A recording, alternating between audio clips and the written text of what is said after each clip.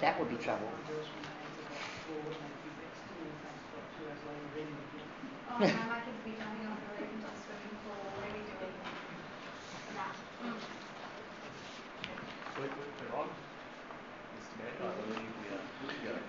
that. Good evening, ladies and gentlemen, and welcome to the Ordinary Council meeting, the Alpine Shire, 6th of April. And it is pleasing to note that we have people back in the gallery tonight due to, very good, due to state government legislation, or restrictions I should say. We are limited to 8, and I'm happy to see we've got 2 at least tonight, so that's fabulous. Hopefully this will be the ongoing situation for the next council meetings. So if anybody is out there that would like to attend the council meeting, it is online through the Alpine Shire website. Is that correct? Put in your notification that you'd like to attend, and first in, best dressed. I will get the CEO to read the following, please. Thank you, Mr. Mayor. And just to clarify there, people are required to book via Eventbrite, but the directions should be clear from our website.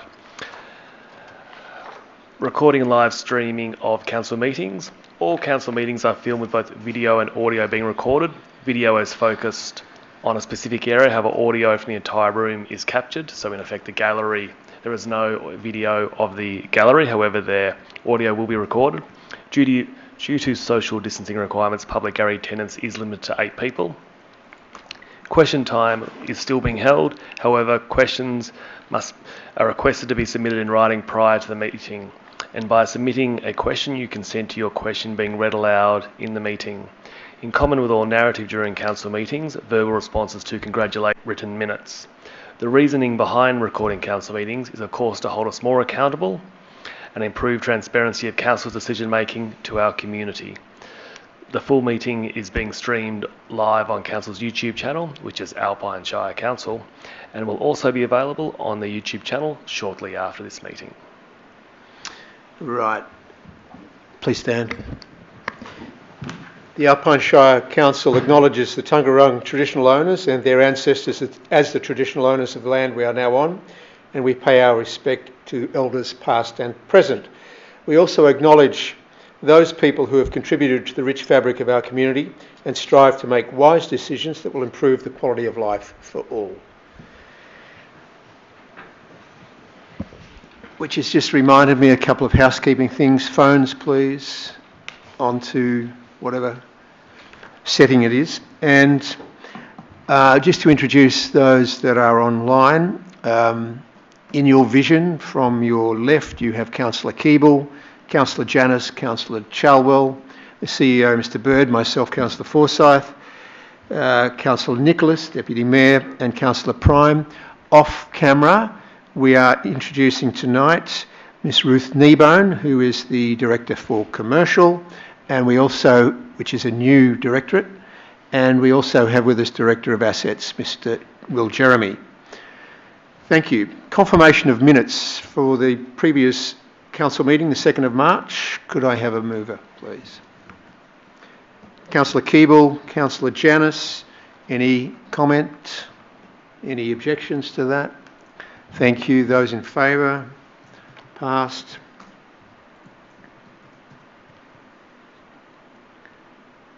Apologies. Have 2 apologies tonight. Councillor Charlie Vincent is not with us tonight, and the Director of Corporate, Natalie Cook, is also an apology. Obituaries and congratulations from in front of me, Councillor Keeble. Thanks, Mr Mayor. I think just general congratulations to all our ratepayers over the last couple of weeks. It's been really busy around town, and still maintains being busy with the school holidays.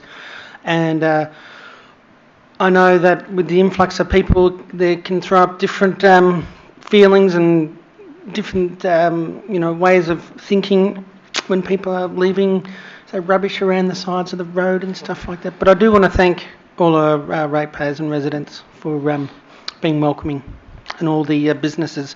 I hope they're doing well. Councillor Janis.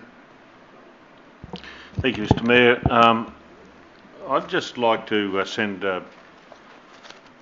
a get well really to a councillor from Wellington Shire Councillor, Councillor Malcolm Hole, who is in a seriously ill condition in hospital, and Councillor Hole we worked collaboratively together at the MAV board, and he's, if anyone, with councillor training, if they just took a page out of his book alone,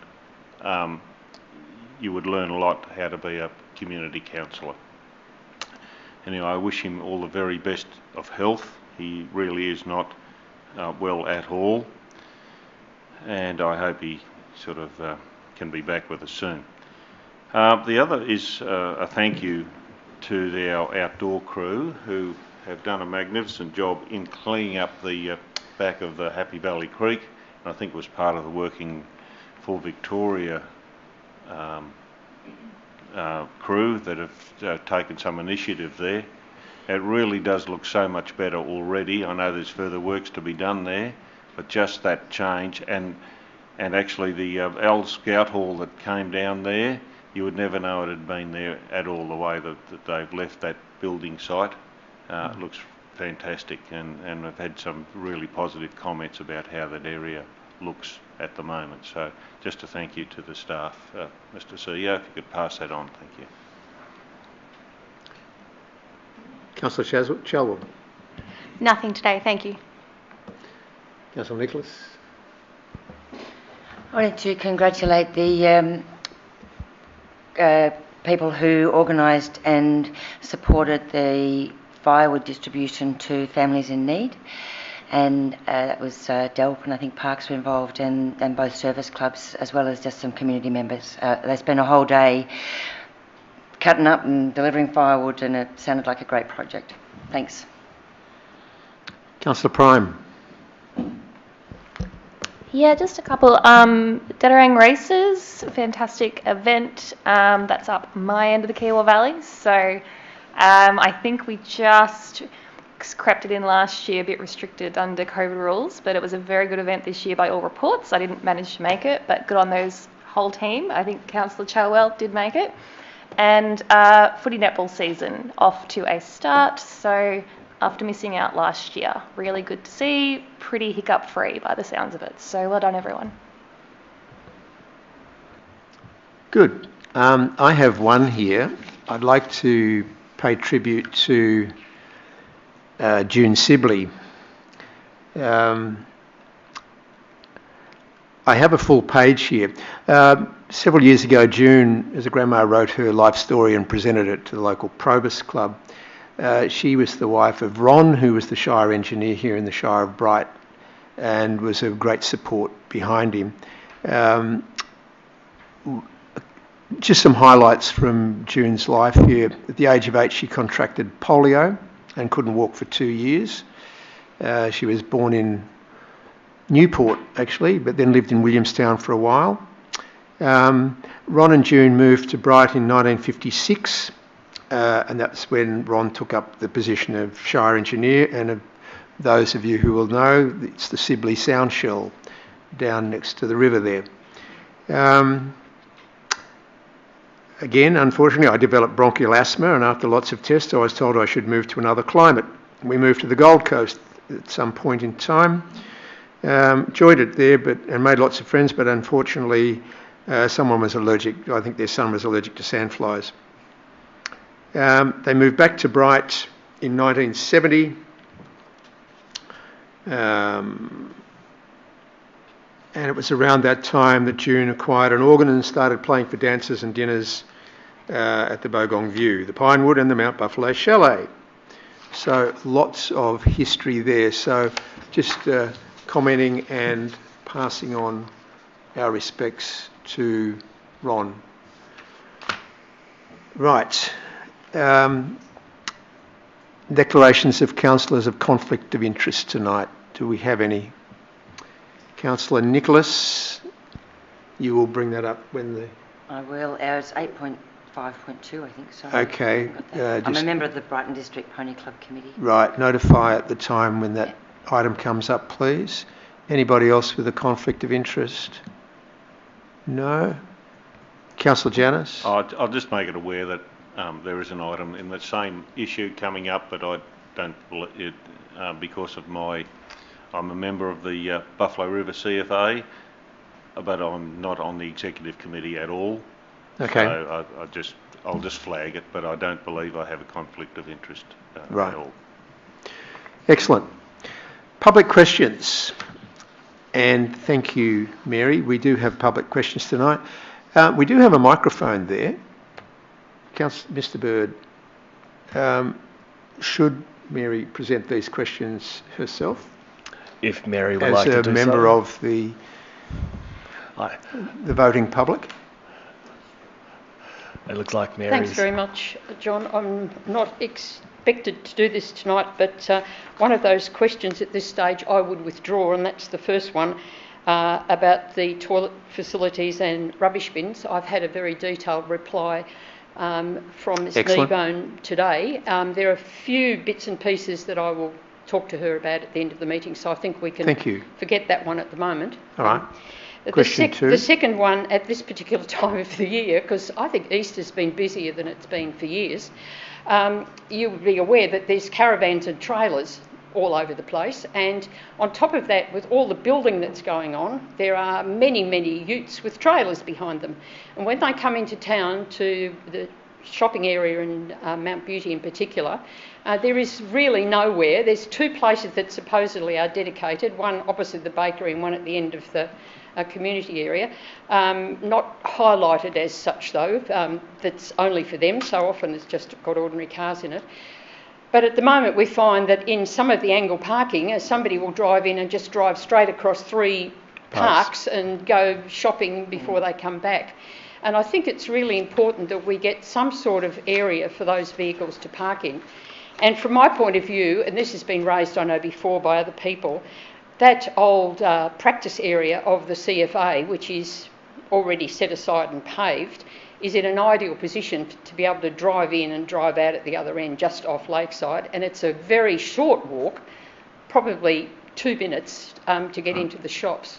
So I just think it's worthwhile considering that as a possible option in the future.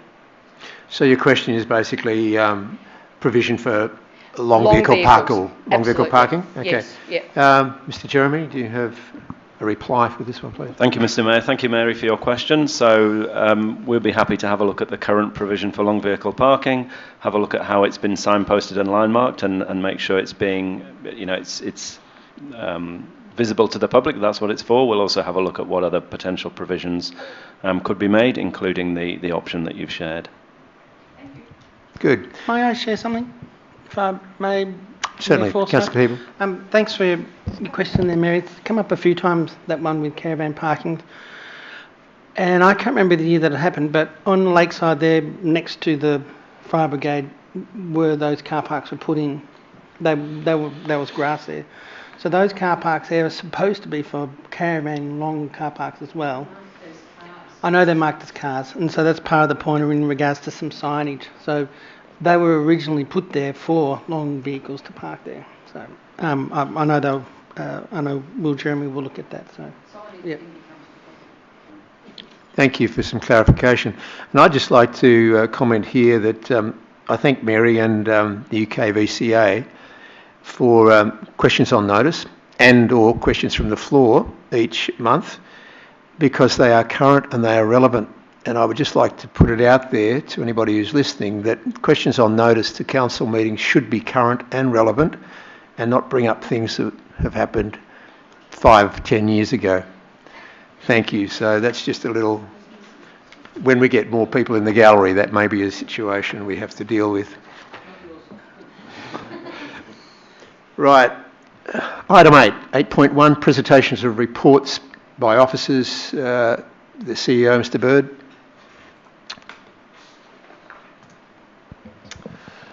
Thank you, Mr. Mayor. Item 8.1.1, contracts approved by the CEO. It is recommended that the Capital Works contract approved by the CEO, which there is one, Toowoomba Caravan Park Upgrade Architectural Consultants, be noted. Be noted. Moved. Councillor Nicholas. Seconded. Councillor Keeble. Any comments? It's great to see the project underway. Councillor Keeble. Yeah, it's great to see it's underway formally. I know there's a buzz around town with people wanting to put their 2 bits worth in, and I'm sure that will happen as well along the way. Any other comments? No. To the vote. Those in favour? Thank you. Passed. Item 8.2, 8.2.1, Director of Assets, Mr. Will Jeremy. Thank you, Mr. Mayor. This report relates to the award of a contract for the construction of the remaining section of the Harrietville to Bright Shared Trail, which is known as the Great Valley Trail. So, construction of the trail from Harrietville to Bright has been a long-term community aspiration. In 2013, we were successful in securing some funding to allow the works to commence, and there was a section at either end of the trail which was delivered and completed in 2014. And since then, the community's been campaigning for the remaining section to be completed to allow the trail from Bright to Harrietville to be completed. We did receive a petition in 2016, which had a large number of signatures and requested completion of the trail. So in 2018, we successfully secured a commitment from the federal government, $1.3 million, which was at that point matched by $1.3 million of council funds, which was essentially the trigger that allowed the project to move ahead. And since that commitment, we've been working on the project. So there's quite a lot of background work needed. As you can imagine, the trail traverses quite a few different types of public land. So there's been a lot of engagement, a lot of scoping work. In that time, we've successfully secured some additional commitments of funding. So we've secured a commitment from the state government, $800,000 towards the project, and then an additional commitment from Sustainability Victoria, also state government funding, and finally a further commitment from Regional Roads Victoria, so also state government funding. So significant commitment, additional commitment we've secured, which has brought Council's commitment to the project down to 500,000. So originally we committed 1.3 million to the project. We're now down at 500,000 due to the additional commitments we've secured over the journey. We're now at the point to essentially award a contract to commence the construction work, so pretty exciting part of the project. We've been through a public tender process. We had a good response to the tender with some strong submissions received. We've evaluated those and we've got to the point where we're ready to recommend to you an award to North East Civil Construction for the lump sum price of $1,034,721.25. We've because part of the trail runs through Tungarung land, so it's subject to the Tungarung Recognition and Settlement Agreement. We've been engaging through the delivery of the project with the Tungarung under the Land Use Activity Agreement. So we're required to secure the consent of the Tungarung to award this contract. So you'll read in the recommendation there that this award is subject to receiving that consent. We've got a very good working relationship with the Tungarung. They're aware of this recommendation going to Council this evening, and we're confident that in the near future we'll secure their commitment to allow us to award that contract and let the work get underway. So recommendation is as written. Thank you, Councillor Nicholas. Seconder. Councillor Chalwell. Councillor Nicholas. Thank you, Mr. Jeremy, for talking about the Tungarung agreement, because I was going to ask what the process was for gaining that consent, but you've filled me in well enough, thank you. I wanted to thank the community for keeping the pressure on, because it has brought the trail up from, I can't remember when it was when I first got on council, but it was so far away I didn't think I'd ever get a chance to ride it. And I'm really looking forward to being able to ride the trail, you know, the next not too far distant future. So well done, everybody. Oh, I also just wanted to highlight that we're paying about $500,000 of a $3 million plus project. So well done to all the people who've managed to collect that excellent funding together as well. Councillor Chalwell. Yes, thank you. I was out at the Harrietville Bush Market on the weekend, and the community sense was out there was just fantastic.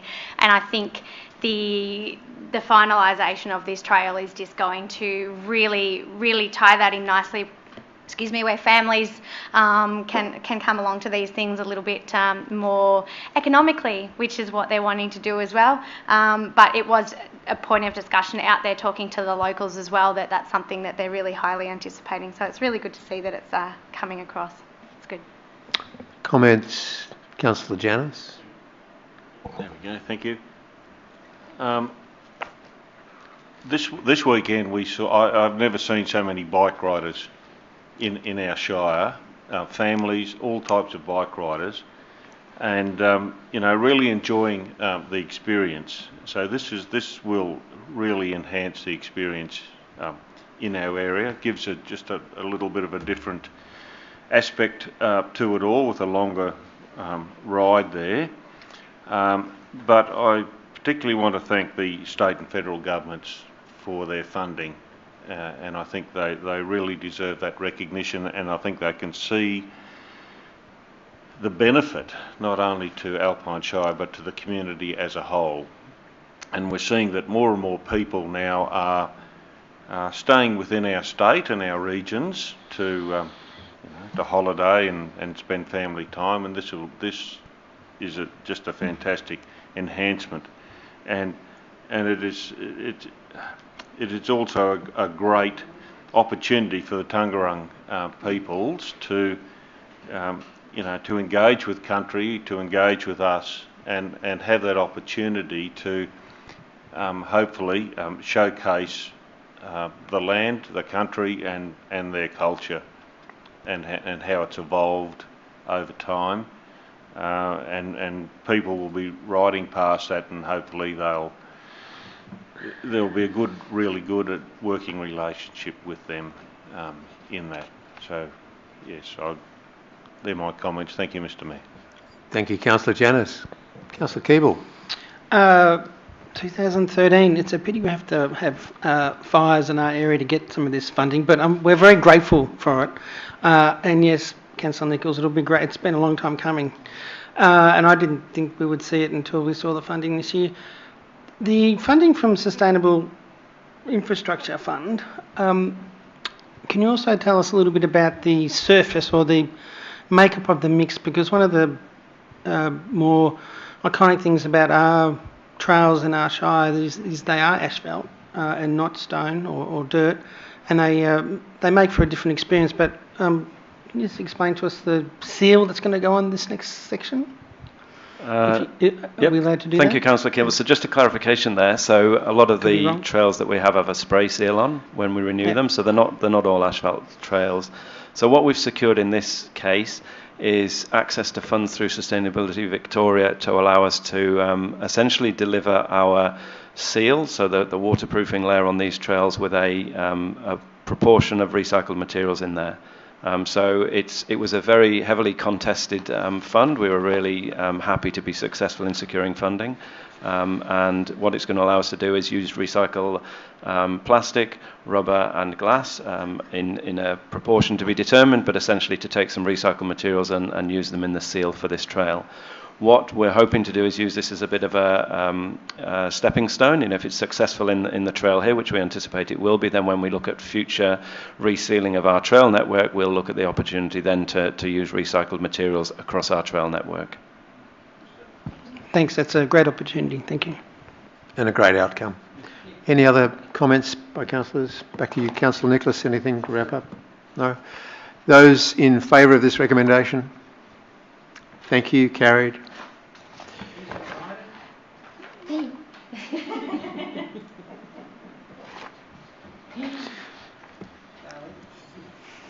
Item 8.2.2, Mr. Jeremy. Thank you, Mr. Mayor. So this report also relates to award of a contract, and this one is for structural repairs to the Bright Sports Centre. So in late 2019, early 2020, we had an engineer's report, an inspection of the Bright Sports Centre, and it flagged some concerns with the structural integrity of one of the walls of the building. So at that time, as a precaution, we closed down that section of the building and closed the car park that was adjacent to that section of the building to allow us time to carry out an investigation, establish what the problem is, and identify what the appropriate technical solution was. So we've worked through that process with technical specialists in the area of brick buildings, and we've reached a point now where we have an agreed technical solution. We've been out to the market to tender the delivery of that technical solution, and we're presenting to you this evening a recommendation to award that work there.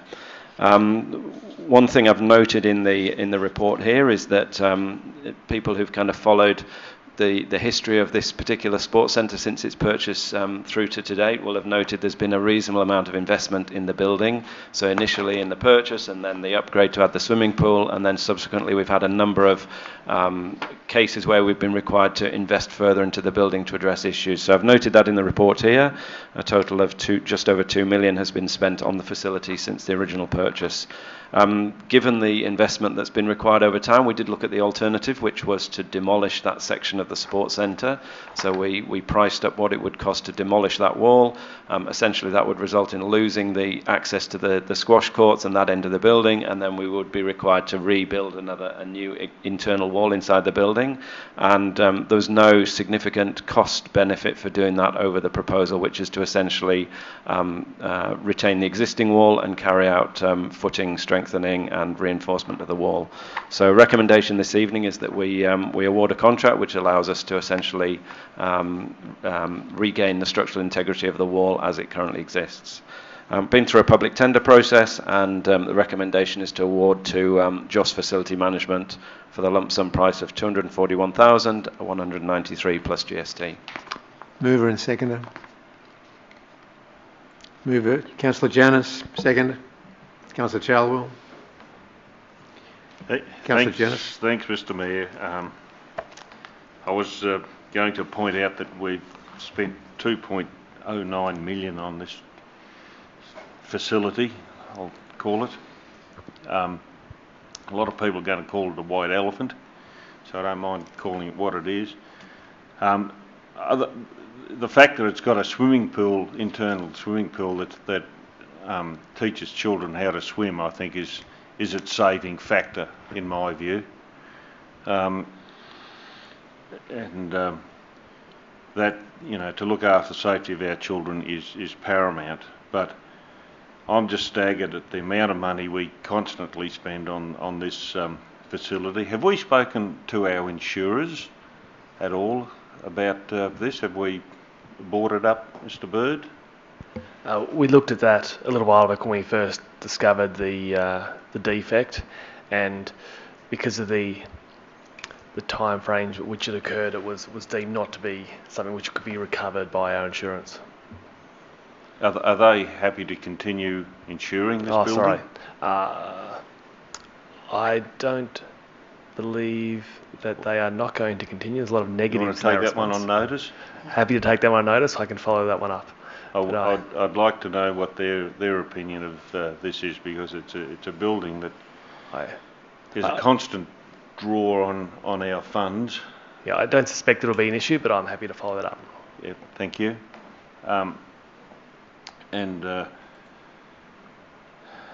So I suppose I won't preempt my further decisions going forward about how much more money we're going to spend on this, because I know a lot of people are concerned about it. But as I say, the fact that it has got the heated indoor pool there that assists people, some elderly people with hydrotherapy, and certainly young children to learn to swim program, for me is probably tipped me over the line in spending that money on that facility. Councillor Chalwell. Yes, thank you. Just to kind of support Councillor Janis there in saying that this wasn't something that we just went, yep, do it. We had the discussions about, you know, the pros and cons of whether we fix it or move into something different. But as Councillor Janis has said, there are other parts of the facility that are very important in our community. And without those type of facilities, there would be all ages that would be affected by that and would have to travel over the hill and to Myrtleford, which is not actually viable for quite a few people. So at this point in time, we've been, you know, it's been confirmed that this structural repair is going to be a longer term fix. So it's not something we'll have to look at in 2 years or something like that, but it is definitely on our radar of any other structural repairs being involved in this property. So, thanks. Thank you. Comments? Councillor Nicholas. Yeah, I agree. We've thought about this long and hard and various options discussed. But I did want to point out that when I was in the street at the pop-up about the vision and council plan, I had some people come up to me and say they were really looking forward to seeing that building fully utilised again, and there's some valuable spaces that have been closed for a while, so it will be great to see it up and running. And the heated pool is crucial. It was Wangaratta I had to take my kids to. Mr. Jeremy, are you reasonably confident that this $250,000 will future-proof the building for some time? Thank you, Mr. Mayor. We're confident that the $250,000 spend will address the issue that we know about today. Right. Not tomorrow. Thank you, Councillor Keeble. Good question. I think it leads into mine, and warranty may not be the right word, but the the JOS facility management, the warranty on the build, because we've gone through the technical aspect of what has to happen for that wall with the injection of the stuff into the ground. What warranty is there on? Is it a 2-year warranty? Is it a life warranty on the works so that wall does stay safe? Thank you, Councillor Keeble. I thought you were going to ask that. So I'll have to take the answer on notice. It's either 10 years or 20 years warranty that we've secured. My recollection was that from a previous presentation by Mr. Jeremy was 20 years. But it will only be on the work that they are doing. Yeah, that's correct. Only on the work that they're doing. Right, okay. And Right. hopefully, I'll leave it at that. Any other comments? No? Councillor Janis, did you have any final comment? Thank you. I shall put this recommendation to the vote. All those in favour of this? Thank you. That's carried. I believe you're still in the firing seat, Mr. Jeremy. 8.2.3, contract number 21000301. Thank you, Mr. Mayor. So this report also relates to the award of a contract. So this one is for the design and construction of an expansion to the Alpine View Children's Centre in Bright. So a bit of history to this one. So the demand on the facility in Bright has exceeded capacity for the last few years. So it's been a significant issue in our community.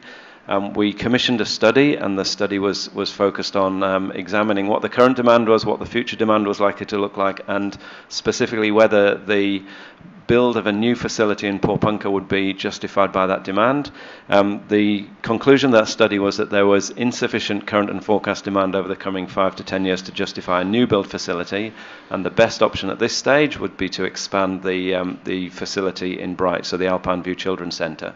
So based on the output of that study, we did some work with a consultant to essentially look at what that expansion might look like and do some design work. And we were successful in using the output from that study to secure a pretty significant grant from the Victorian government through their Building Blocks programme.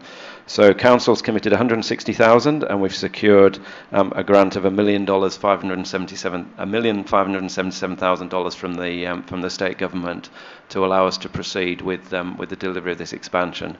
So what this expansion will do, it'll unlock additional places in that existing facility by essentially delivery of some additional building space on either end of the building. There is a component of the works which is expansion of the car park with additional 8 space in the car park. Now, the situation at the childcare centre is that it's under a lease from the Department of Education, and the current building fits in the lease. That the majority of the expansion, the works that will be delivered on the expansion, fit into the existing lease, but the 8 car parking spaces will essentially go outside the existing lease agreement with the Department of Education. So we're in the process of engaging with the Department of Education around an expansion or an extension to the lease to cover the existing footprint of those car parking spaces. So the recommendation tonight Just before you go on with that, Yeah. I've just realised that I'm going to declare conflict of interest on this one, so I will leave the room. Thank you, Councillor Keeble. Leaving the room at 5:41? 5:40? Right, sorry. Mr. Jeremy, would you like to just repeat that recommendation, please? Yep, so we've been through a full public tender process. We've got a very large number of prospective tenderers, but we only actually received two tenders. Both of them were very strong tenders, but relatively small number, so we've evaluated those. Recommendation tonight is award to Modus Projects for the lump sum price of $983,421. And I've noted there in the recommendation the point that I've made around delivery of the car parking spaces is subject to revision of the land lease agreement by the Department of Education and Training. Could I have a mover and seconder? Mover, Councillor Janus, Councillor Councillor Nicholas and Councillor Prime. Councillor Nicholas. A couple of questions, Mr. Jeremy. The report that was suggesting that the projected increase in demand over the coming 5 to 10 year time frame was done before the COVID lockdowns, etc. Yep. Thank you, Councillor Nicholas. That is correct. So the report was done based on the best information we had at that time, yep. And you've noted that things have changed since that time. Yep.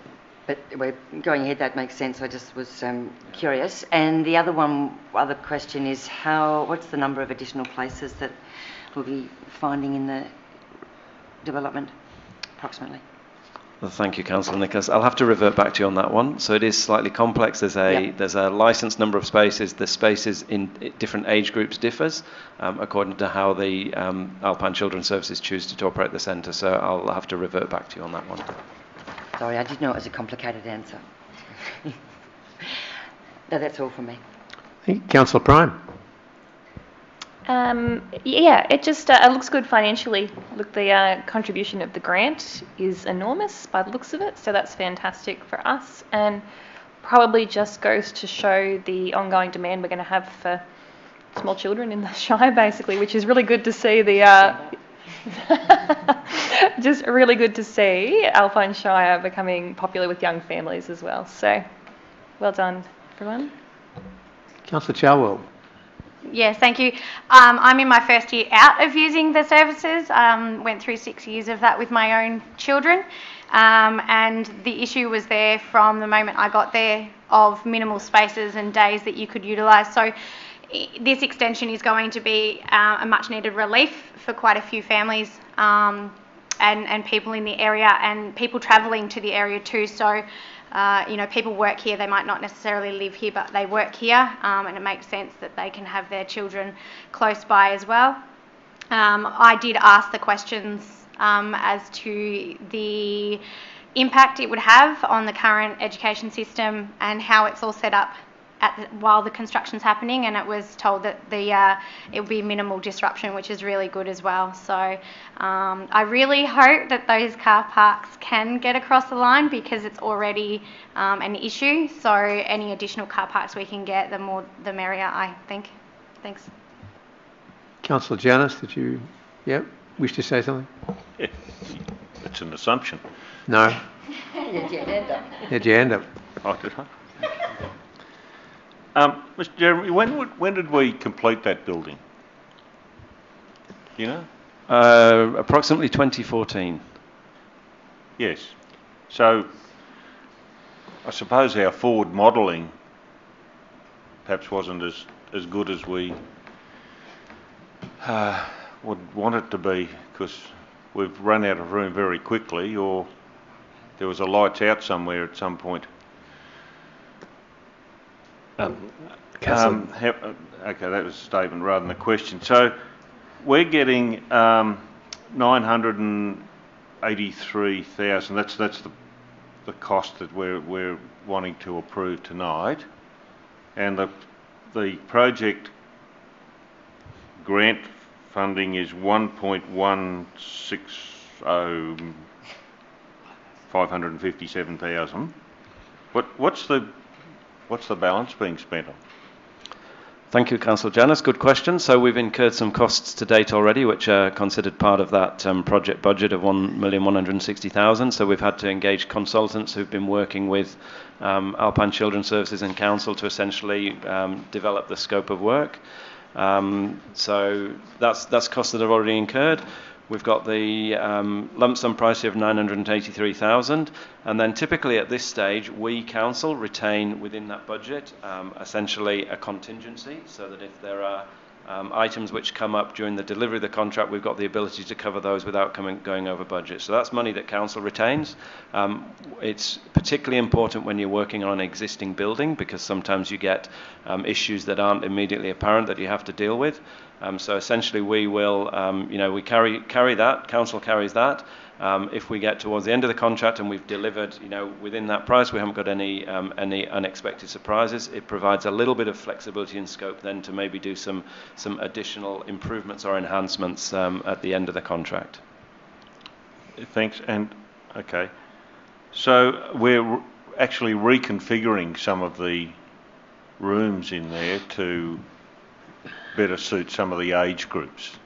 That's correct. So I understand it. Yes. That's correct. So there's a few things. So there's additional buildings there's additional modular buildings being installed either end of the existing facility, but also reconfiguring internal walls to better align the use of the building with the maximum capacity that it's registered for. So at the moment, the way it's been designed, there's an artificial constraint on the number of So one of the requests that we've been able to accommodate is to put in there a private meeting space where educators and parents will be able to go in. So that's work that's internal to the building. The majority of the work is the additional of the 2 modular spaces either end of the building. Yeah, and that's a great result. So how future-proofed are we now once we do this work? So based on our current modelling, we believe it'll get us through the next 5 to 10 years, so that, albeit the modelling was carried out pre-COVID, so potentially there's some, different outcomes we're going to see over the next 5 to 10 years. But based on the modelling we did, we see 5 to 10 years of additional capacity within that building. Good.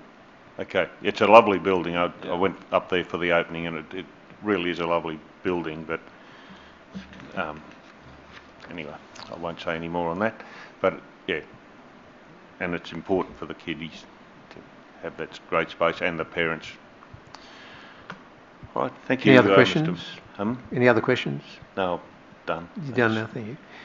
Mr. Bird, did you wish to comment on something during that? If I may, Mr. Mayor. So when the upgrade was done in about 2014, it was done through the Building Education Revolution funding. In terms of the capacity, I think it was largely dictated to by the department around, because they didn't want to overinvest to make it too large. So I think there was some constraints that was then had to be adhered to there. But again, before my time, but I don't think the government wanted to overinvest. In hindsight, it wouldn't have been an overinvestment though. It's nice to see that our younger community is expanding. Yep, thank you. Councillor Nicholas, any? No. Okay. Good discussion. Put this to the vote, the recommendation, noting that we are looking for those extra parking spaces. To the vote. Those in favour? Thank you, that is passed. Would, Ron, would you like, sorry, Councillor Janus, would you like to go and retrieve Councillor Keeble, please?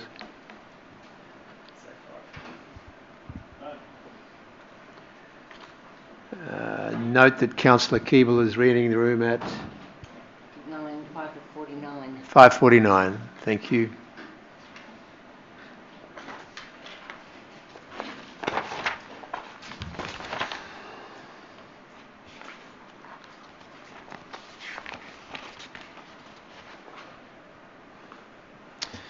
Right, item 8.2.4, the draft economic development strategy. I believe that's still yours, Mr. Jeremy.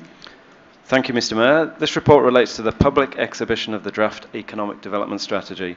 So the economic development strategy is a piece of work that our team has been working on for a number of months. We've already had considerable engagement with the community through a variety of different means to essentially seek input from members of the community to assist us in development of this report.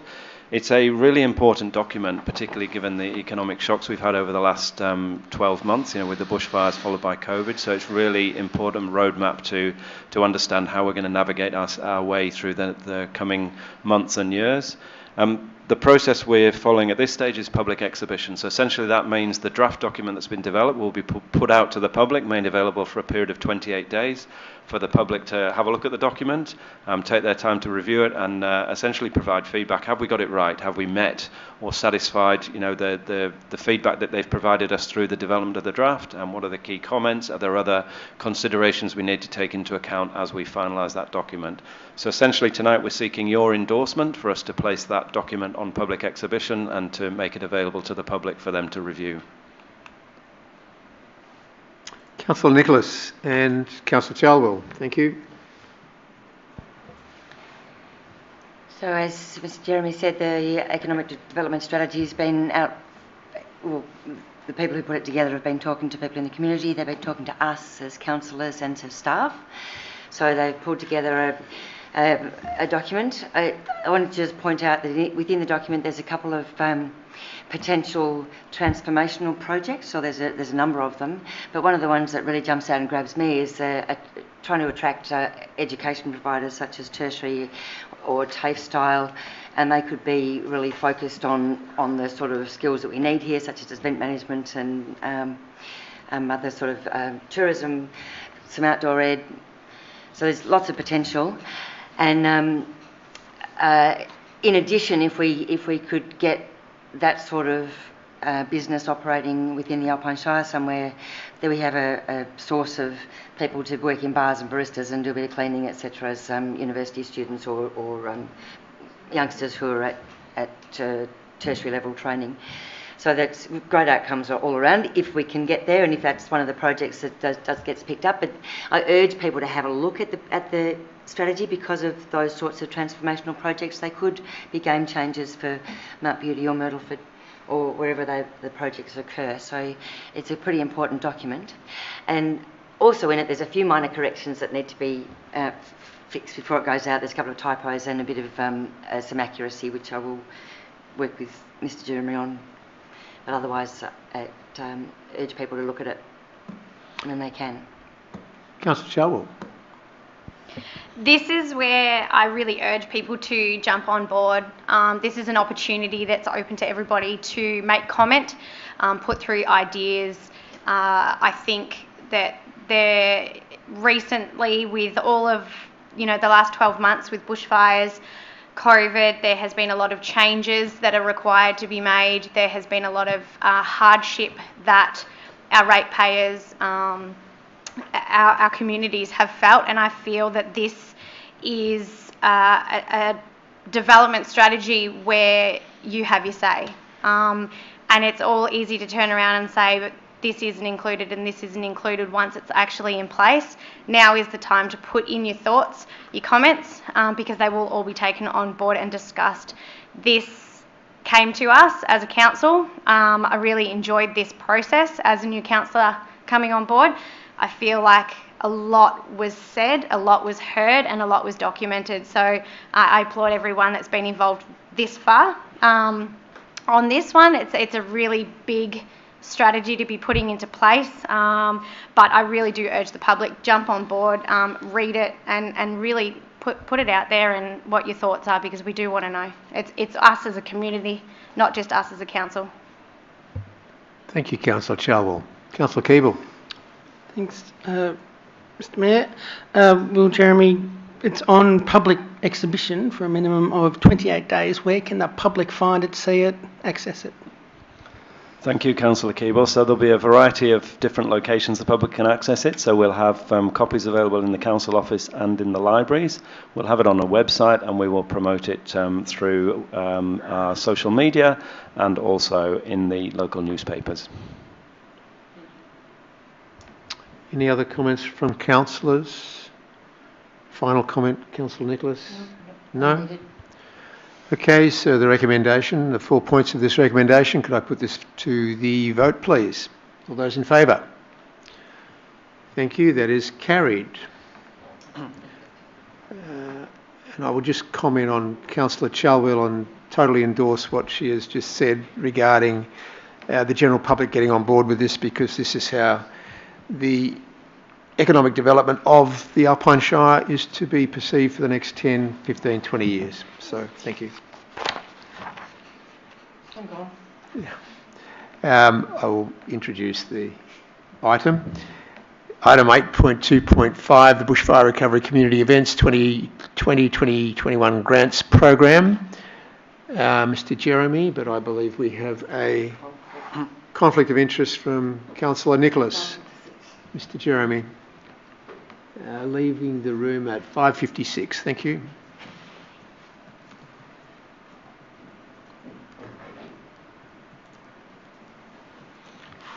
Thank you, Mr. Mayor. So this report relates to the allocation of funding through round 2 of the Bushfire Recovery Community Events Grants Programme. So Council was successful in securing funding, so it's joint Commonwealth state funding through the Disaster Recovery Funding Arrangements, which is bushfire-related funding. And this funding was provided to assist community groups and organisations to deliver community events in the Alpine Show and Alpine Resorts. And these events aim to bring bushfire-affected communities together, to build resilience and to raise awareness of support services. So we implemented a grant round late in 2020, where we sought expressions of interest from the community to deliver events, and we presented a number of recommendations to the February Council meeting to a total value just short of $20,000.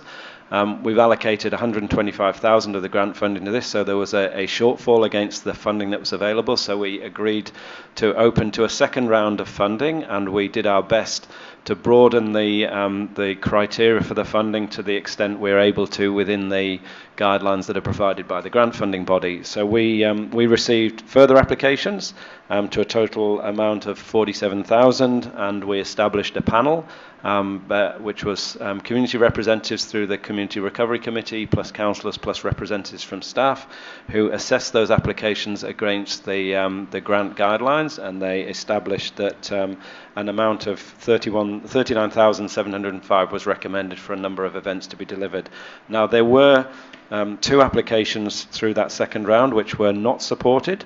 The first of these was to the Dinner Plain Residents and Business Operators Society. This wasn't supported because it wasn't deemed to be sufficiently related to bushfire recovery as it was presented, and because Council was already supporting Easter events in Dinner Plain through the normal budgeted activities. So that was the reason that one was rejected for funding. And the second application was from the Brighton District Pony Club for a show jumping event, and this was not supported because the event was not deemed to benefit the broader community, as it's an activity which isn't accessible by the majority of the community. So that one was also rejected. Other than these 2, all other applications were approved at the full amount of funding that was requested. So where that leaves us is we've got a recommendation tonight to approve $39,705 through this programme. That's on top of the $19,450 which were awarded at the council meeting in February. So that still leaves us with a reasonably significant shortfall against the allocated $125,000. So the shortfall is approximately $65,000. So what is proposed is that the team, internal team within council, so council's economic development team, will essentially prepare proposals to utilise the remaining funds, and we'll put those proposals through to council for their endorsement at a later date. Conditions on the funding are that we must have established the plan of what we're going to deliver with the funding by 30th of June this year, and we must then deliver them before February next year. So we've got a reasonably tight time frame, but we believe we've got some ideas internally which will allow us to meet the objectives of the grant funding and to deliver within the time frames that are allowable. So what I've presented in this report is a list of essentially the recommended the applications that are recommended for funding and the recommended grant amount totalling the $39,705. So moved. Thank you, Councillor Keeble. Seconder, Councillor Chalva. Thank you, Councillor Keeble. Thanks, Will Jeremy, for that great description of this particular bushfire recovery events grant program. We can see that there's 2 programs that missed out. We'd like to give money to everyone, really, if we could, but we do need to follow some guidelines there, and I think there'll be some good feedback back to the 2 groups. It doesn't mean they cannot apply for further funding in the next couple of community grants, event funding program. Well done to the community people who were on the committee, on the Bushfire Recovery Committee. Thanks for their input and their time. There were community members from different areas of our shire, and they all had a say and put forward their opinions. So thank you. Councillor Chalwell. It was great to see that there were more applicants in round 2. So I think maybe the time frame of it being out there for application process might have been a little bit easier for people to access because it wasn't over the Christmas period. So it's really good to see so many on board this time round. The next step, I think, for everybody is that these are community events, and that means getting the communities there as well. So it's all to do with bushfire recovery, and I think the biggest support we have is each other. We all went through it, we all experienced it, and I think we should all jump on board and get to as many of these as we can and get to know some new people, how it was affected many others in different ways, and just be happy to be in the Alpine Shire and celebrate with people with these awesome events that are coming up. Some are bigger than others, and that's what it's all about, is just being together and supporting each other through these things. So get to them. Councillor Janice. Thank you. Mr. Jerry, just a question. The Cam Walker Victorian Backcountry Festival, can you explain where that's going to be? Thank you, Councillor Janice. I'll have to take that one on notice, unless Councillor Keeble is able to provide more detail. I'll do my best. So that particular event's been going for a while, and they do run it out of Hotham. So there was a lot of discussions about that at the committee meeting. But the amount of people that it pulls in that come from this area, locals as well, it was deemed that it met the criteria. So it's up in the Hotham Yep. Plain region sort Correct. of area. Yep. Okay, thank you. I wasn't aware of that one previously. Thank you. Any other comments? No? Okay, I shall put this recommendation to the vote. Those in favour, please. That is carried. Councillor Nicholas, would you mind? Thank you.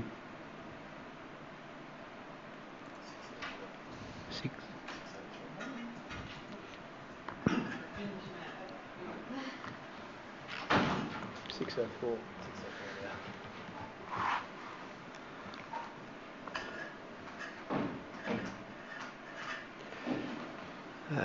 We'll note that Councillor Nicholas has rejoined the chamber at 6:04.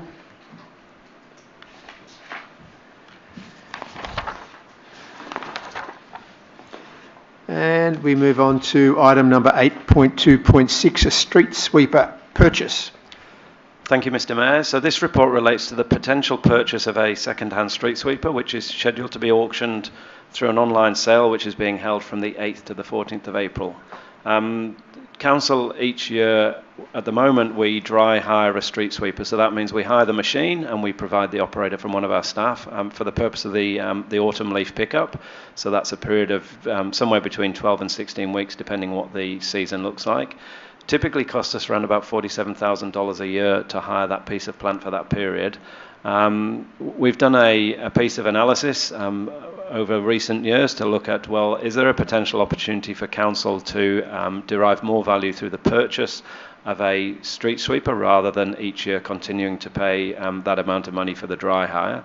So we've looked at the current use, which is for the leaf pickup. We've also looked at other opportunities that exist for the use of that machine, and we're not using them because we don't have that machine available in-house, and there's a cost to mobilise and demobilise it. So we've done a bit of analysis, and recommendation to council is that it's more cost effective if we can get a machine at a good price.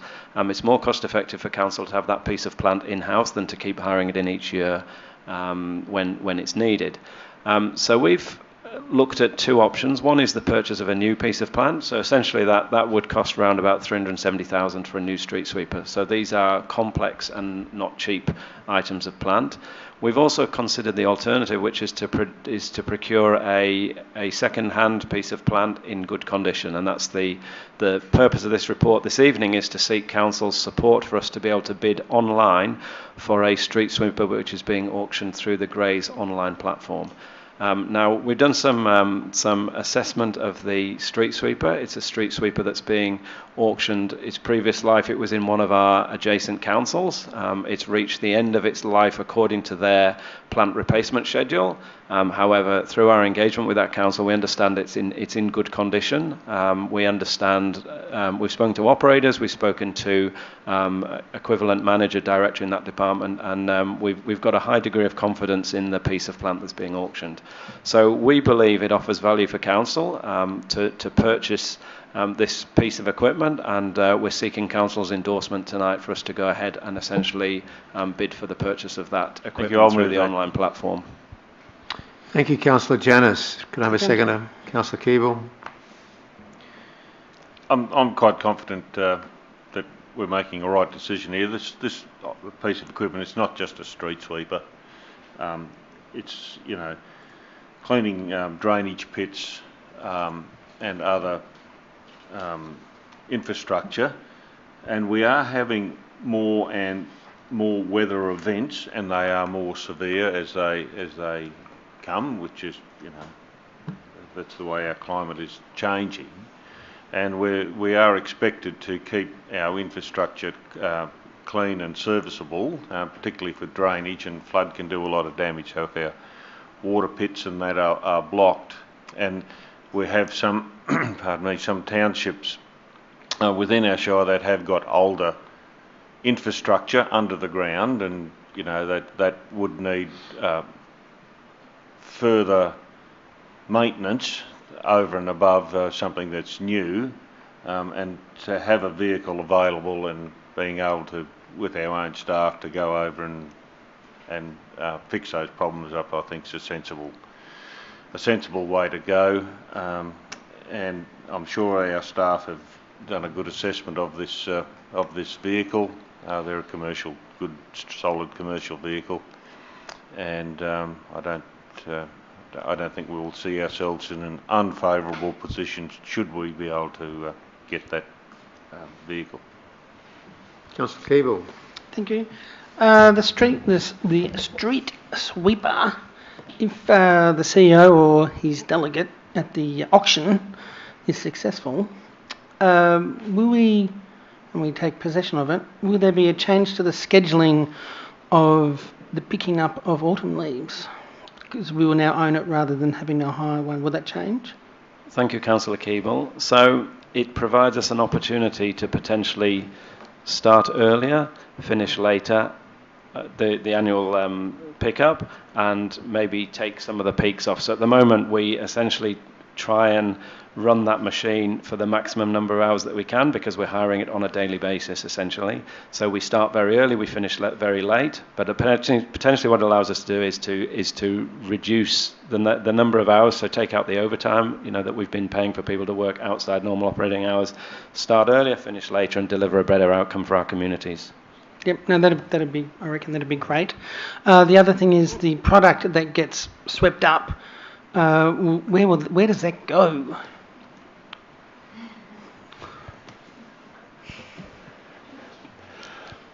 So I believe the leaf matter goes to one of our pits. So a couple of years ago we undertook an exercise where the leaf matter broke down over a period, and we I think we screened it and reused it, or used it. It stays in our shire. Within the shire. Yes, that's my understanding. I guess the only question I have is around the litter that might be in the material, might be in the collection. The material. Yep. Okay. Thanks. Any other councillors like to make any comment about a street sweeper? No. When would we get, if we're successful, when would we get delivery? So the online sale closes on the 14th of April, and I understand that the payment terms then would require us to pay within 14 days, and delivery would be follow very quickly afterwards. And then we would need to proceed through the registration, so roadworthy and registration. So I'd imagine within a period of 3 to 4 weeks after the auction closes. So have we hired another street sweeper for current usage? or not this year? That's a very good question. We have hired a street sweeper for this year, and we have flexibility in the contract to be able to terminate that contract if we got possession of this vehicle. Good. And as this auction goes from the 8th to the 14th, I can't quite see the CEO sitting in front of his computer putting in a bid for 6 days. Is that correct? Mr. Mayor, we have a plan in place, and will be executed up to the delegated amount. Right. Or the defined amount. All right. Thank you. No further comment? Councillor Janus? No? Okay. Can I put this to the vote, please, the recommendation? All those in favour? Thank you. That is carried. Right. Mr Jeremy, you can have a rest. Item 8.3, 8.3.1, dinner plane special rate. Our Director of Commercial, Ms Ruth Kneebone. Thank you. Thank you, Mr Mayor. This Council report recommends that Council seeks public submissions on its intention to raise a dinner plane special rate. The rate is 43% on top of the general rate, and it applies to owners of commercial and industrial land within the dinner plane village. This rate has been in operation since 2003, so this will be the 19th year for this budget. This rate's been applied. The purpose of the rate is to offset council expenses that are of special benefit to the dinner plane, such as the winter bus service, snow clearing and grooming, marketing and cable television maintenance. The total amount that will be raised from the rate is $181,000, and it's anticipated that the total cost of the services provided under this arrangement is $648,000, so there is a gap. Where there's a difference, the deficit or surplus is applied to the dinner plane reserve, and the reserve has a positive balance at the moment, or it wouldn't be a reserve, and it's forecast to be $297,000 at the end of June 2022. So the recommendation is that Council places the dinner plane special rate out for community consultation for 28 days, and that it will hear submissions and adopt the rate, should it choose so, at a special meeting on the 15th of June. So moved. Thank you, Councillor Keeble. Seconder, Councillor Nicholas. Councillor Keeble. Thanks, Ruth Kneebone, for the report there. This is generally, every year we do this particular special rate because we have to, and at the 143%, it's come down a long way from 4 or 5 years ago. So I urge those people in dinner plane who have properties who would like to put into a submission that this is your opportunity to do that. Thanks. Thank you, Councillor Nicholas. Nothing to add. Nothing to add? Any other councillors like to add anything to this? It's a bit of housekeeping. No. All those in favour of the recommendation? Thank you. Carried.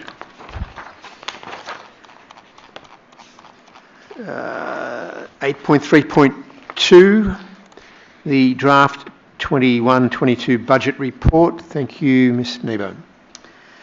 Thank you, Mr Mayor. This report presents Council's draft budget for the 2021-22 financial year, and it's the first budget for this Council. The budget is based on ongoing community consultation and projects an operating surplus of $7.2 million, incorporating a rate increase of 1.5%, which is in accordance with Victoria's Fair Go rate system, which caps rate increases in line with inflation. This budget includes capital expenditure totalling $14 million, which is the largest to date for this Council by a long way, and reflects a very successful grant application program. You've heard a lot tonight about successful grants, and they are going to continue into the next financial year, and also a planned program of asset renewal and upgrades. This budget is also the first budget prepared under the new Local Government Act of 2020, and it covers a 4-year period. So the schedules within the budget go out for 4 years, and they didn't used to do that. The Act requires Council to invite public submissions on its budget for a minimum period of 28 days and must consider these submissions and adopt its budget by the 30th of June. So this Council is planning to adopt its budget at a special meeting in June. So, Councillor Nicholas. Move second then.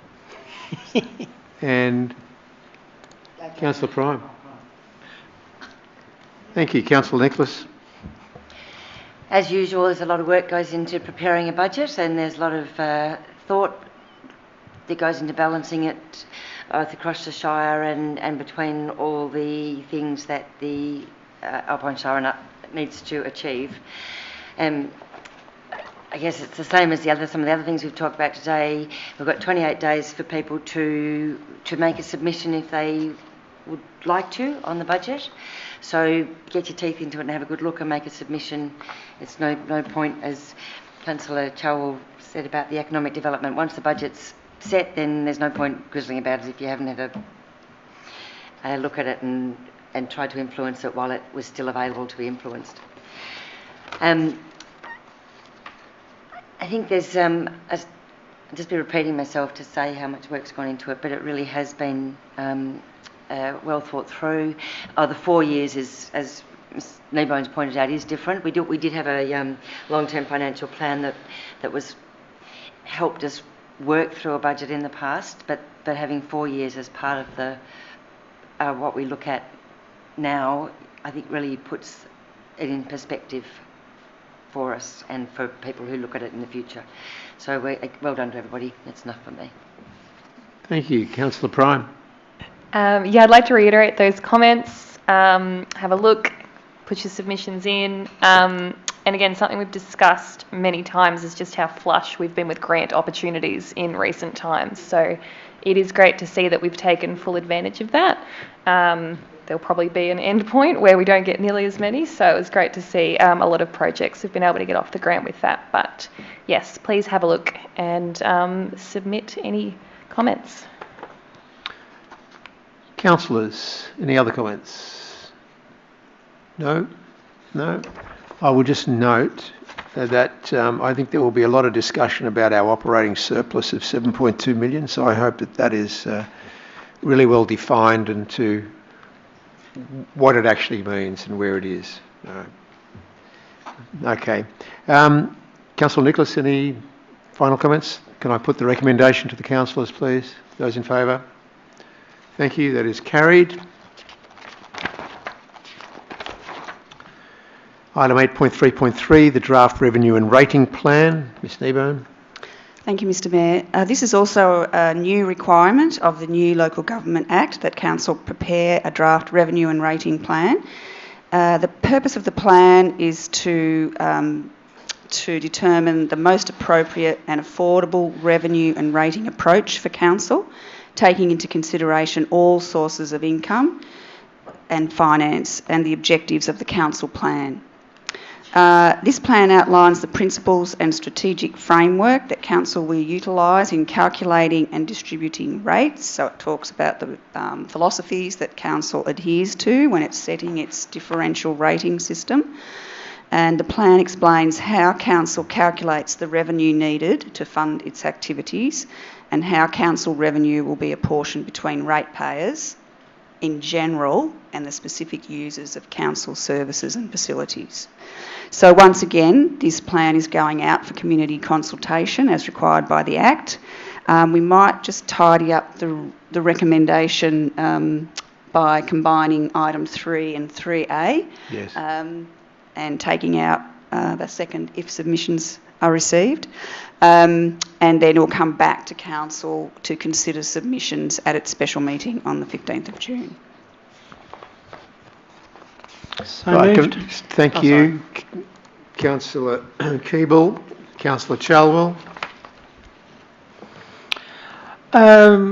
Draft revenue and rating plan. It's come from the Local Government Act 2020. All councils have to do it.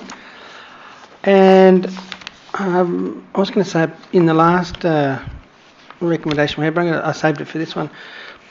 People all around the place don't like paying rates. I get that. I will say that, and I can only say for our shire with rates, that rates are something that you pay, they're once a year, but you pay it quarterly or however you pay them. People pay taxes every time they get paid to state and federal governments, and I reckon if the average tax that people paid was say 20,000 and the average rate you pay in your property is say 2,000, then it's a tenfold difference. And I just wonder whether people, we look at the bang for buck that we get for our rates. We know in shires that we have to pick up all the rubbish from the roadside and from people's rubbish, and that's a good half of our rates expenditure. And I think we've done a great job in regards to some of those contracts over the years, getting the best service for our ratepayers. So I just remind people that rates, you do have to pay them, but I think this strategy, having a draft revenue and rating plan for public exhibition, can also give you a chance to have a voice on how the money is spent. So make sure you have that opportunity. Thank you. Councillor Chalwell.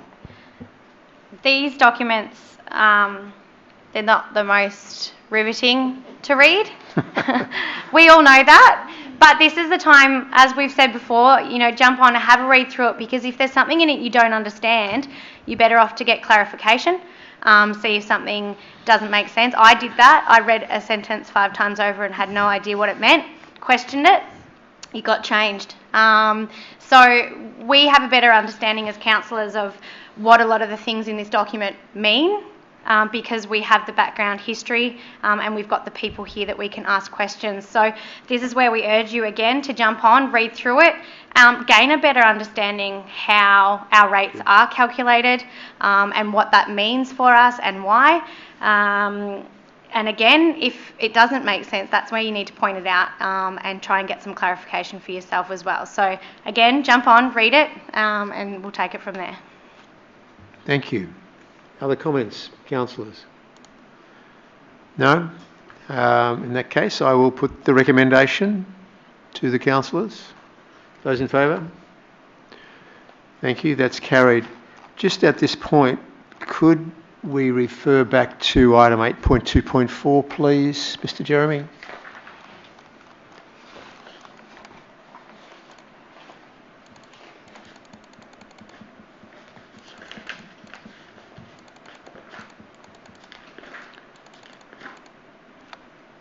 In the recommendation, and thank you, Ms. Kneebone, for pointing it out, this is a similar situation here. Because we've already voted on this, could I just have somebody move quickly that we amend? Thank you, Councillor Nicholas. Can I have a seconder for that? Thank you, Councillor Prime. If you'd just like to remove that, or just make it number 3, whatever it happens to be. Thank you. Those in favour of this change? Thank you very much. That tidies that one up. Right, we're up to 8.3.4. Thank you, Mr. Mayor. Yes, Councillor thank you, Gift Mr. I was just waiting for the screen to catch up, that's all. Good. Thanks, Will. This is, again, councillors, following the new Local Government Act, and this report recommends the adoption of a councillor gift policy, and the policy must be adopted prior to the 24th of April, so we have to do it tonight, and include procedures for the maintenance of a councillor gift register. So council currently has a gifts, benefits and hospitality policy, but the Act requires councillors to have a policy purely for councillors. And the new councillor gift policy proposes that all gifts offered to councillors valued greater than $50 be declared in the gift register, whether accepted or declined. All gifts offered to councillors valued greater than $200 be discussed with the Mayor and declared in the gift register, whether accepted or declined, and that a councillor gift register be maintained and an extract made available on Council's website. The Local Government Act sets a statutory gift disclosure threshold of $500, so we are well under that with our policy. Gifts of this amount must be disclosed in initial and biannual personal interest returns. So the recommendation is that councillors adopt their new gift policy, and that references in the previous policy be superseded with the adoption of the new policy. So moved, Councillor Nicholas. Councillor Prime, thank you. Councillor Nicholas. It's pretty much housekeeping around the Local Government Act 2020, but it was actually a really good discussion to have with the new council. So we're all really clear about what is appropriate for gifts or not having gifts. So I guess it's good that it was in the Act. Councillor Prime. No, nothing to add to that. Okay, any other councillors wish to make? Councillor Janice. Yeah, just I want to comment that if there is any grey area that a council we have got very good staff here in the governance section that could clarify that. It's always best to be safe than sorry, I suppose. There's no problem in asking the question. We'll get the answer, and it's out there. We're open about what happens here in council. Thank you for that comment. Councillor Keeble. I will say in the 13 years I've been an elected member, I've never received a gift or benefit or hospitality. Are you feeling left out? Yeah, I'm not sure what that says about me, but I will say that it's great that it will be on public display or an abbreviated Word document of it on the website, on our website, for those people that are interested in those things. But I dare say that generally it's going to be vacant for our Shire, I think for so. our group of councillors. Thank you. Any other comments? No? Can I put the recommendation to the vote, please, councillors? Those in favour? Thank you. Carried. Item 8.3.5, the Harrietville Community Green Waste Facility lease. Again, thank you, Ms Kneebone. Thank you, Mr Mayor. The Harrietville community, in agreement with council, have operated the site at Newman's Lane, Harrietville, as a green waste facility since 2010. Since 2018, council has formally leased the site to the Harrietville Community Forum for this purpose. Council is now proposing to renew the lease for 1 year only at a peppercorn rent, with council contributing $5,000 to support operating costs. So that's an increase from $3,000 up to $5,000. The brief nature of the renewed lease accommodates council's requirement to develop a food and organic separation model that may augment its curbside collection services.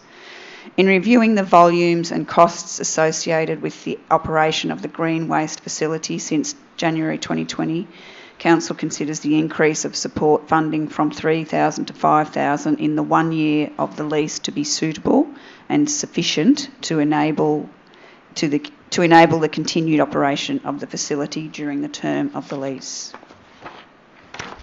Do we have a mover? So moved. Councillor Keeble, seconder. Councillor Nicholas.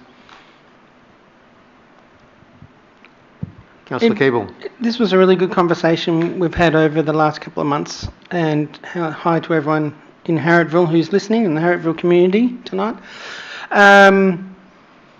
It's great that local communities can organise themselves to sort out some of their waste issues that they need to sort out. We're strong supporters of helping with that.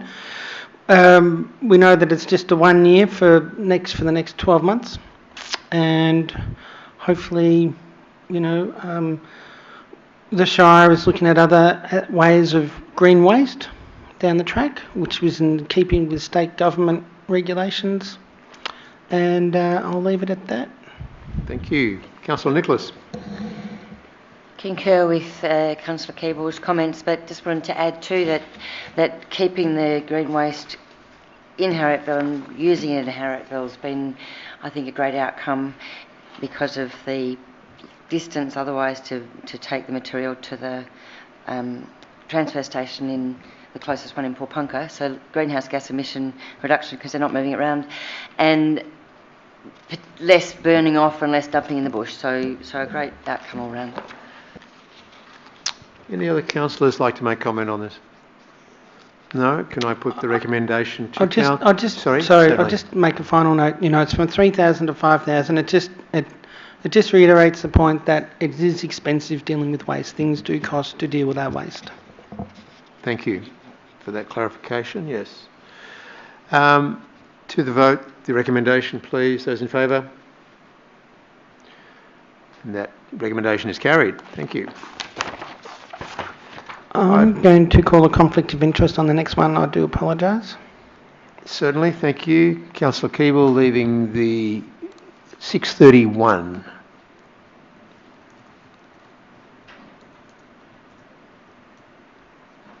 And the item is 8.3.6. It's a retail lease of 5 Elm Court, Bright.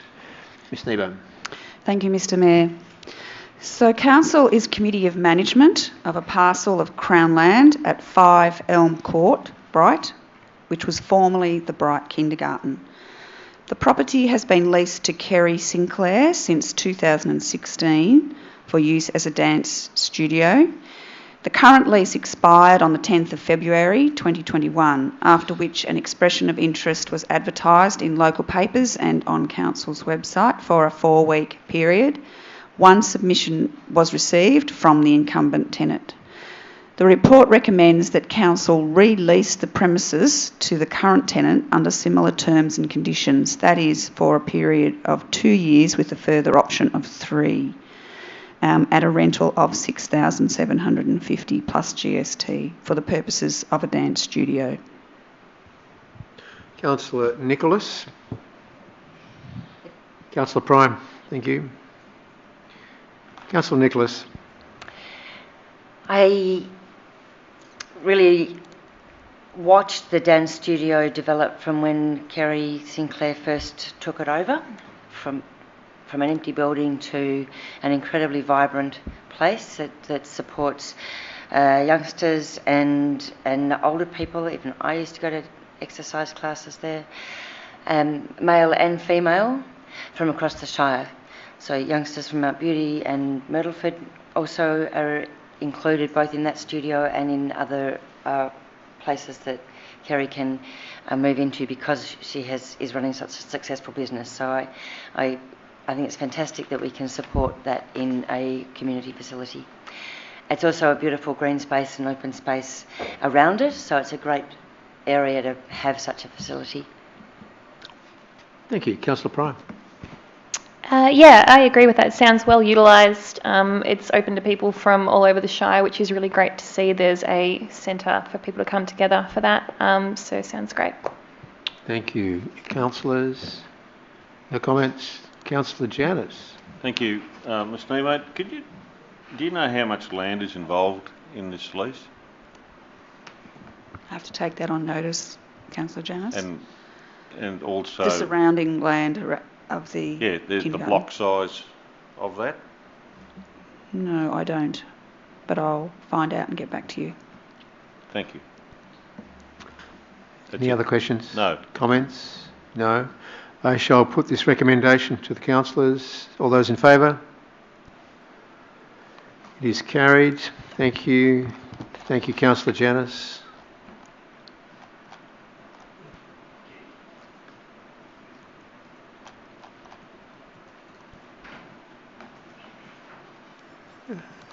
Noted that Councillor Keeble has re-entered the chamber at 6:35.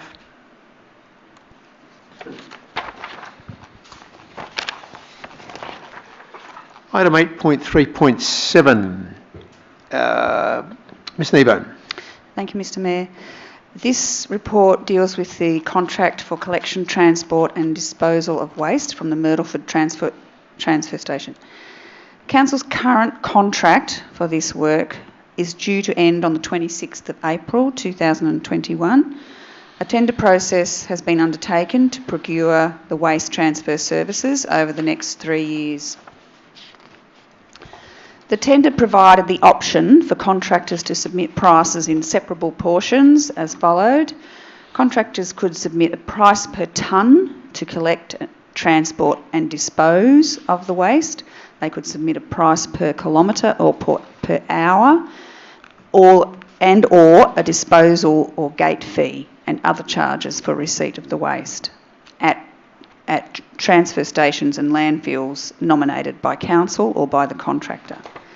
So there was a wide variety of options available to contractors. This enabled council to consider options for disposal at different landfills across Victoria and have the potential to specify the landfill for waste disposal. The submissions to the tender included disposal options at 3 Victorian landfills, including Patho Landfill, operated by Veolia, Bowser Landfill, operated by Rural City of Wangaratta, and the Hanson Landfill, located at Wallet.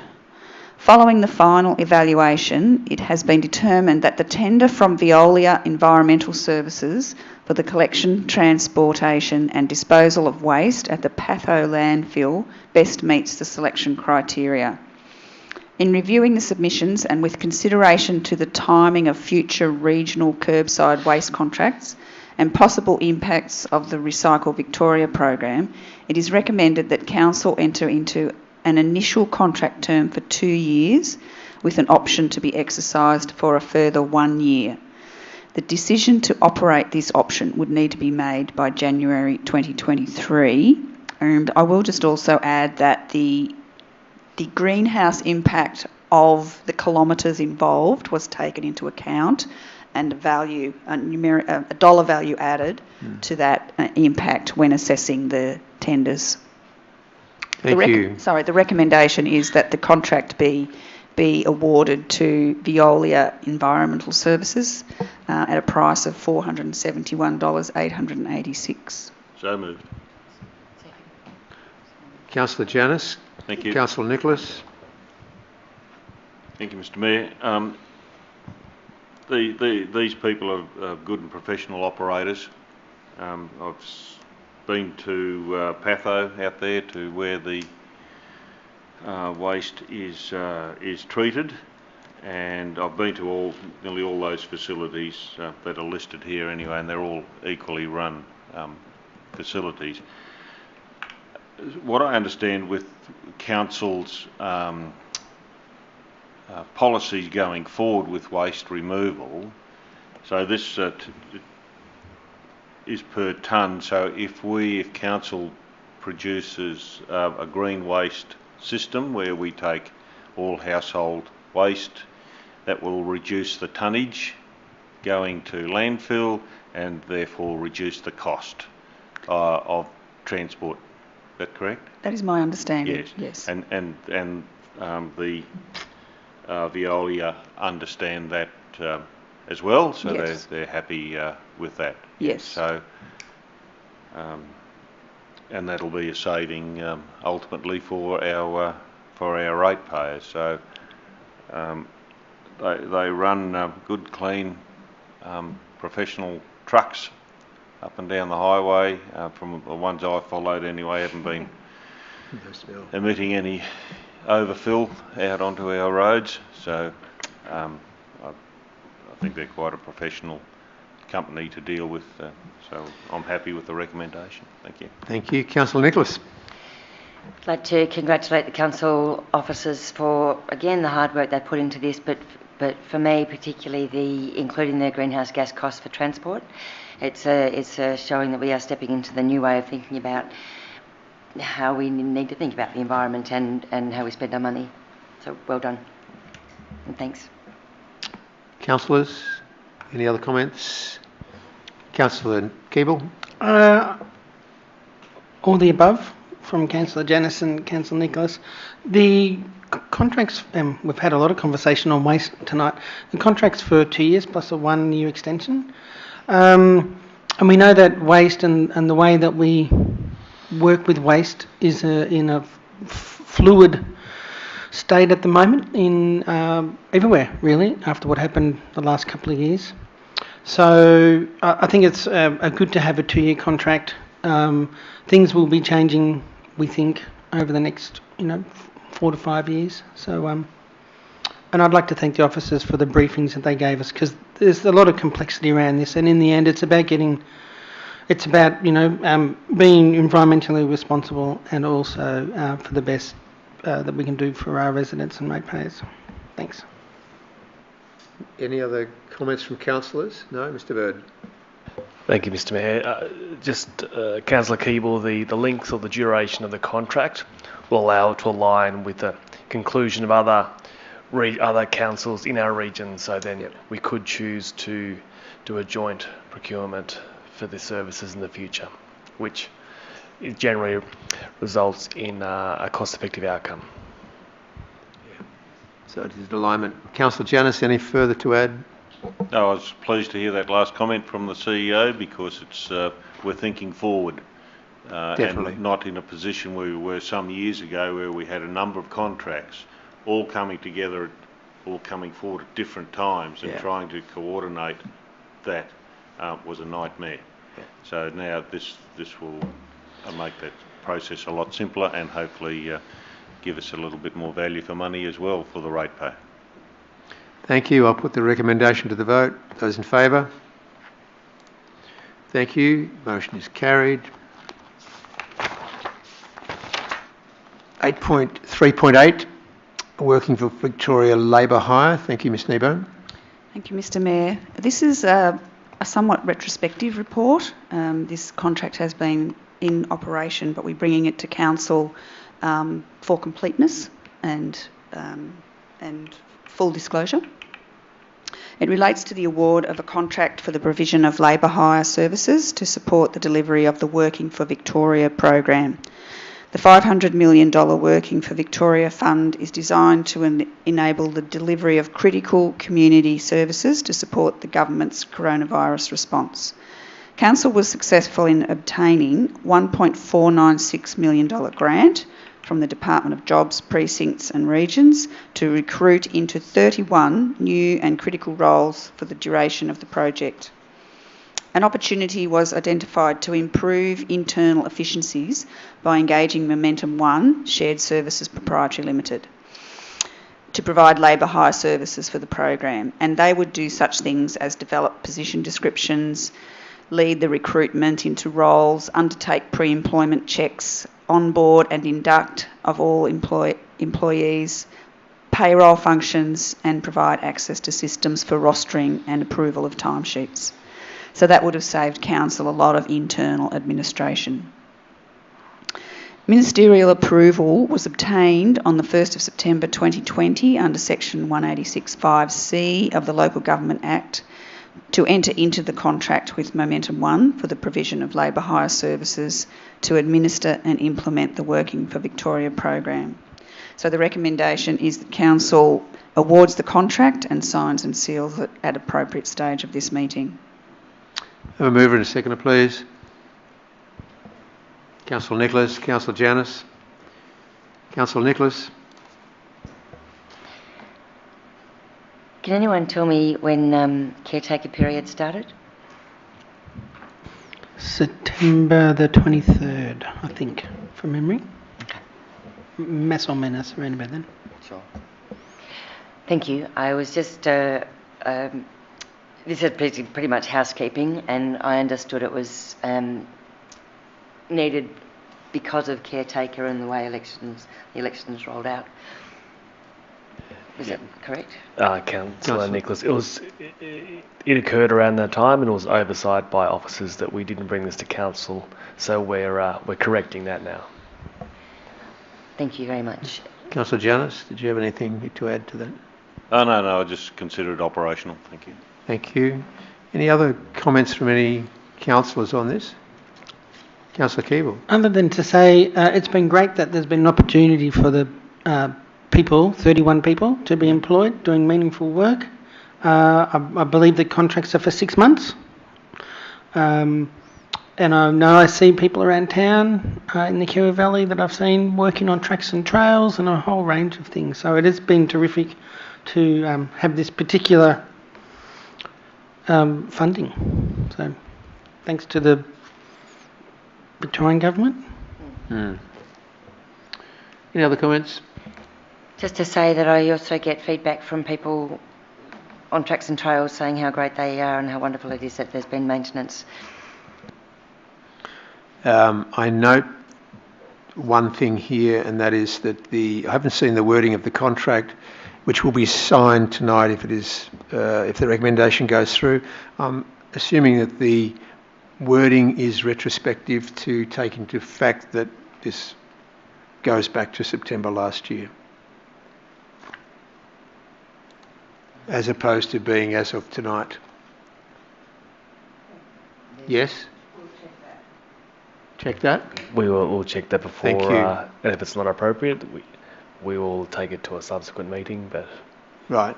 We'll okay. check I realise it's housekeeping, but depending on the word of the wording of the contract as to how far back you go, because you've already paid these people, that's already gone through. So, all right. Thank you. Can I put the recommendation to the councillors, please? Those in favour?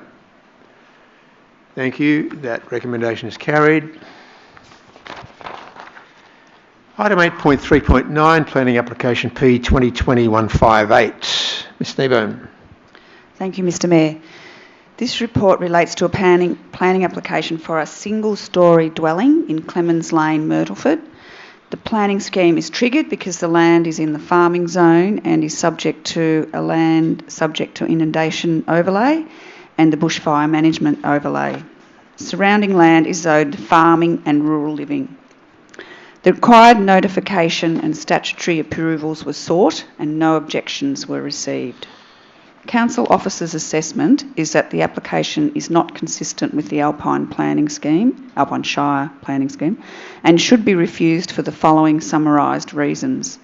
The proposal does not comply with the relevant state and local planning policy framework. The proposal is inconsistent with the purposes and decision guidelines of the farming zone, and the proposal does not provide for the orderly planning of the area. The recommendation is that a notice of decision to refuse to grant the permit be issued for the proposal use and buildings and works for the construction of a dwelling and land contained in the following details as provided in the recommendation.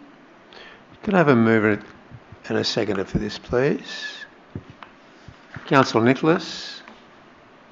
Councillor Prime. Councillor Nicholas.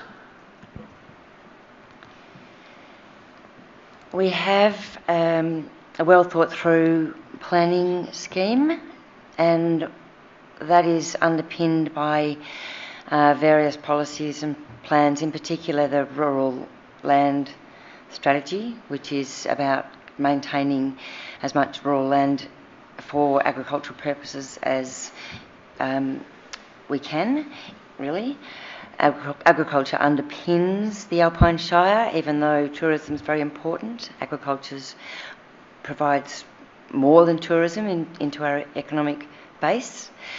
So the importance of that can't be really swept aside for somebody to choose to build a house on rural land, as our officers have suggested. Councillor Prime. Yeah, I agree with Councillor Nicholas on this. There's good reasons there to refuse this going ahead, and agricultural land is very valued here in the Alpine Shire. So, yeah, that's all. Thank you. Other councillors like to make comment on this one? Councillor Janus. Yes, thanks, Mr Mayor. On the face value of this recommendation, you think, well, what's the harm in it? But having done a site visit myself and spoken to some people, the land can be used for agricultural purposes. It's steep at the back, and there's a lot of native vegetation. But if it is zoned farming, although there is some rural residential to get through to it, the proposal where the house site and shed is to be directly overlooks a close by, and even if there's good neighbourly arrangements, once they